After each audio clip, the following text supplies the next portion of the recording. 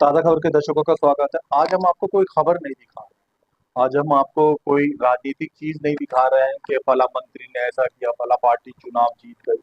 आज हम आपको कोई ऐसी चीज भी नहीं दिखा रहे हैं कि फला जगह पार्क में ये प्रोग्राम हुआ, ऐसा कुछ हुआ। आज हम आपको कोई अच्छी बात भी नहीं दिखाने जा रहे हैं कि फला जगह पुल बनने जा रहा है, कॉलेज खुल गया, स्कूल खुल गया। आज सही बताया तो हम आपको दुख दिखाने जा रहे हैं। आज हम आपको तकलीफ दिखाने जा रहे हैं। आप में से जिन भी लोगों ने कभी जीवन में तोता पाला हो, मैना पाली हो, खरगोश पाला हो, हिरन पाला हो या जो भी वटेवर, तो आपको महसूस होता होगा कि उनमें से कोई भी पालने वाला जंतु अगर गुम हो जाता है तो कैसे अंदर से तकलीफ होती है, कैसे दुख होता है।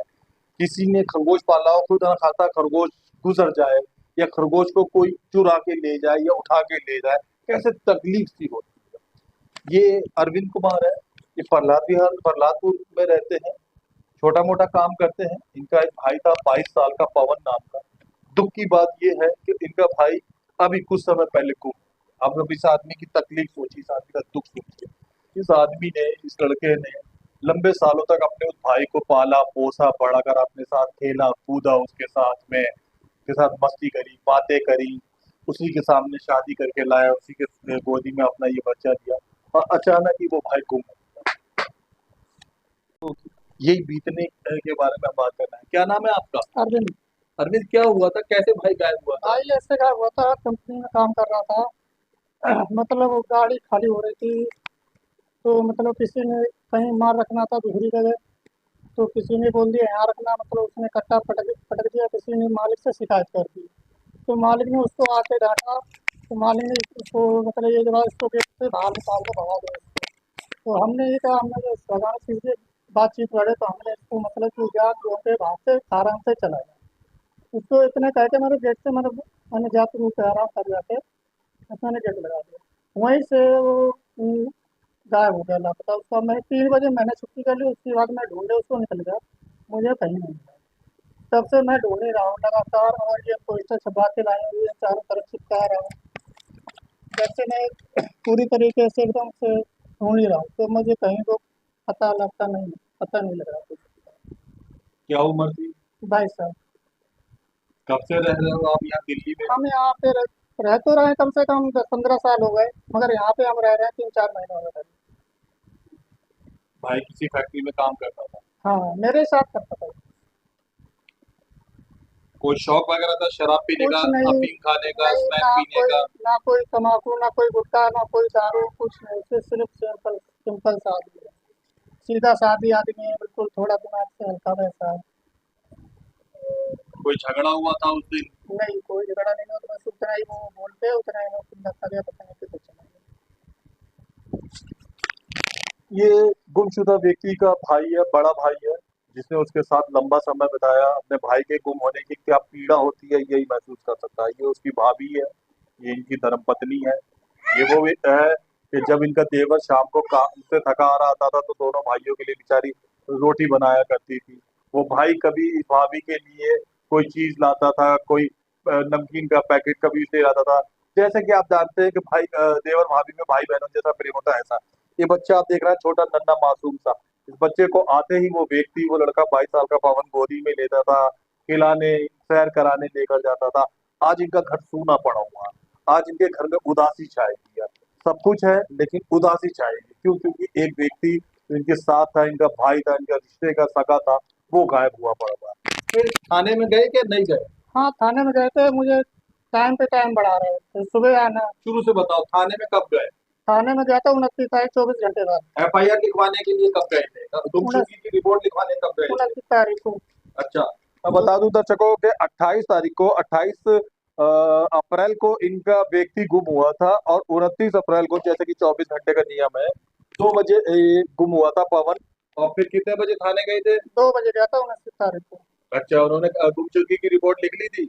नहीं, लिखी तो थी, मगर उसका टाइम देते रहे थे, सुबह आना, परसों आना, ऐसे मुझे टाइम देते, कह रहे कैमरा चेक करूंगा। फिर आज मैं, आज 1 तारीख को फिर गया, तो मतलब कोई जवाब ही नहीं दिया। हमने कहा सर जी आप बोल रहे थे कैमरा चेक करने के लिए, तो हमें कुछ जवाब देता रहा, कर रहा हूँ कोशिश, ये बोल के हमें कर जाना। अब ये देखिए, ये इस व्यक्ति का पता है क्या कसूर है? भारत का नागरिक है लेकिन फिर भी क्या कसूर है कि ये अमीर आदमी नहीं है। अगर ये कोई पुलिस कमिश्नर का रिश्तेदार होता, ये अगर किसी एमपी वेमपी का कोई सिफारिशी वाला व्यक्ति होता, पुलिस तुरंत तुरती फुर्ती से काम शुरू कर देती।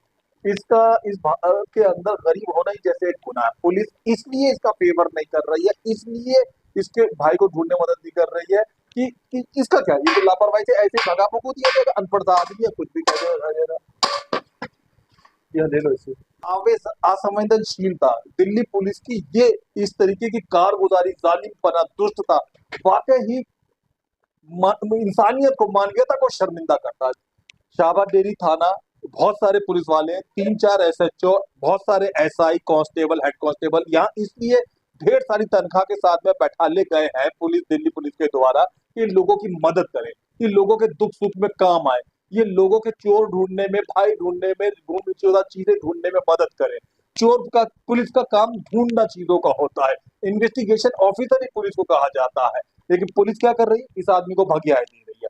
जो काम मैं आपको बता दूं कि आदमी कहीं नहीं जा सकता। ये मैं आपको बोलूं कि ये प्रधानमंत्री ऑफिस चला जाए या राष्ट्रपति चला जाए या एमपी हाउस चला जाए, कोई फायदा नहीं। वो लोग कहीं ढूंढेंगे, ढूंढने का काम अंत पंत पुलिस, दिल्ली पुलिस के पास में। कि मजबूरी ये है कि ये आर्मी वालों के पास, फौज वालों के पास कहीं नहीं जा सकता। क्या करेगा वहां जाके? हकीकत में फिर भी जिम्मेदारी पुलिस की। अब पुलिस अपने आकर्मण्यता के साथ ये काम कर रही है।